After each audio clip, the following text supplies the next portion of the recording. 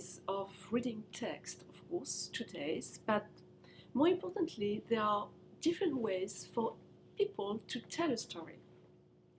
So the way we in Western countries today tell a story or speak in general is rather straightforward. We like to start the story at the beginning, go on with the middle of the story, and end the story at the end. And that's it. So it's a linear way of telling a story. In ancient times, that wasn't the way to do it. The basic idea was that the ideal time was in the past, not in the future. And that means that the past served as a model, and everything we do in the present is a reenactment of the past. So the way I read 1st and 2nd Maccabees was based on this premise, that the text is not linear, the story in the text is not linear, but it is a sequence of cycles.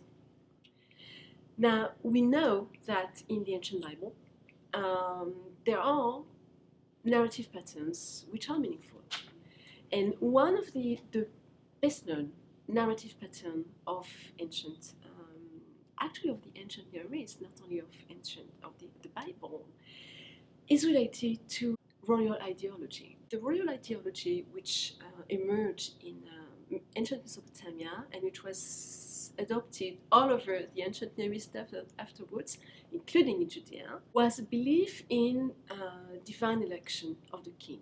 So the king built to his god or to his goddess a house, meaning a temple, and the god or the goddess built to the king a house, meaning a dynasty. So the person who built a temple, he's the person who is acknowledged as a king by the god, because of course you can't just decide, okay, I'm going to build a temple. You need to receive divine approval for that. You need to communicate with the deity to ask for his approval through a dream, through an oracle, whatever means. But you need to have the approval. And of course, the deity is going to give his approval only to the person that he or she chooses as a king. Now, let us think about the story of Hanukkah. The story of Hanukkah is the story of desecration of the temple by the Greeks and of rebuilding of the altar, purification, and inauguration. So the inauguration of the altar is a story of refoundation of the temple. So my reading of 1st and 2nd Maccabees, first of all, was that these texts were written by a king in a court, and they're written in order to support the king.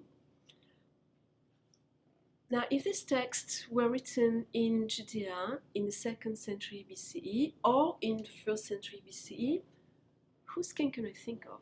Of course, the Hasmonean dynasty.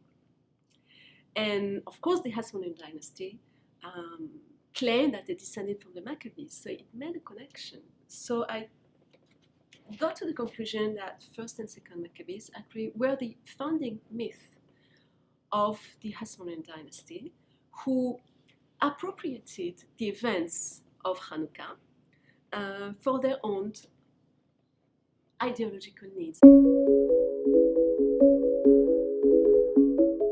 And in the wake of the rebellions, Judaism shattered. That was it. That was what people really didn't want to hear.